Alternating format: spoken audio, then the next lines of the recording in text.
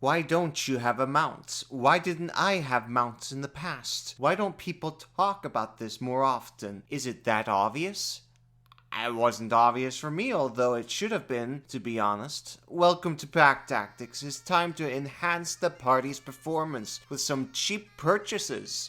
Mounts. As you can see here, the Mule is the cheapest option at only 8 gold. This is the best option out of them all. I can find a Mule basically anywhere. I can just visit a local farm or stable to get one. It's a medium-sized creature, and I'm a kobold. That means I'm a small race. So this will be my mount basically every time at the start of the game. If it dies, I'll buy a new one. Added on bonus, if I have to deal with weight and inventory, it has Beast the Burden feature. I can buy a pack saddle for it and not deal with that. It's like a really cheap bag of holding, except for it's an actual animal, and I can get it immediately. Buying 2 mules isn't a bad idea either. One for carry, the other for ride. Now, this is very important for combat. You should always make it a controlled mount. That means you have 40 speed and have 3 action options. Dash, disengage, and dodge. It can do all of these things without using your actions. Dashing is then 80 speed.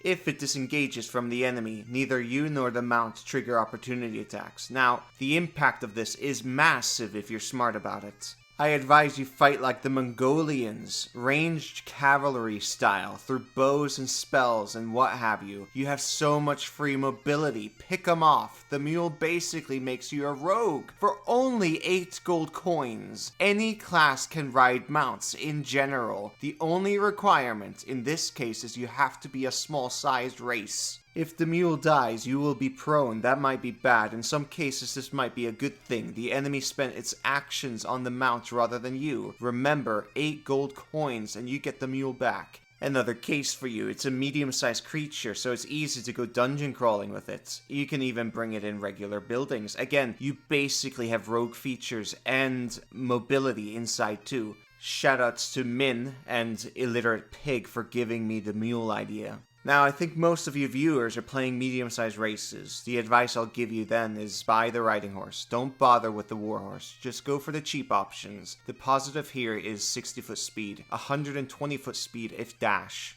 The negative, a few things compared to the Mule, but you won't really notice it. The big one is it's harder to bring in dungeon crawls, but you can still do that. Squeezing is a rule, and since you have 60-foot speed, it's fine. It's 30-foot speed then. Last note, and really a bonus, you can ritual cast on mounts. I have never heard anyone mention this, but you absolutely can. Odir, who was a guest in my Death Ward video, does this. So advice for those who have Phantom Steed, not only do you have all these free actions, 100-foot speed and 200-foot speed if dash, you can also ritual cast on it while riding hard. Dash is 26 miles in an hour. Bringing this thing to a dungeon crawls is also possible, and it's still very impactful. 50-foot speed in squeezing is a big deal. It's crazy how strong this spell really is. You get the point. Buy mounts, buy mules, and fight like Mongolians. It's incredible for every build.